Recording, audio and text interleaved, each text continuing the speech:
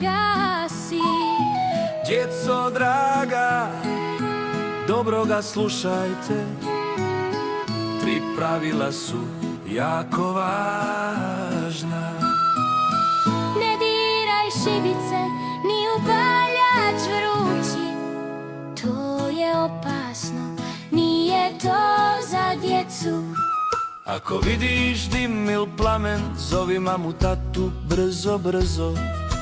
Pokri nos nisko, idi kroz vrata van.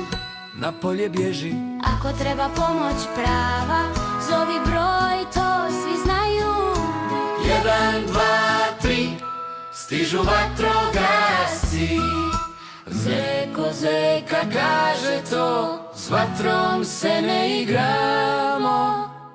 Pametno se ponašaj, svoj dom zaštiti, sačuvaj.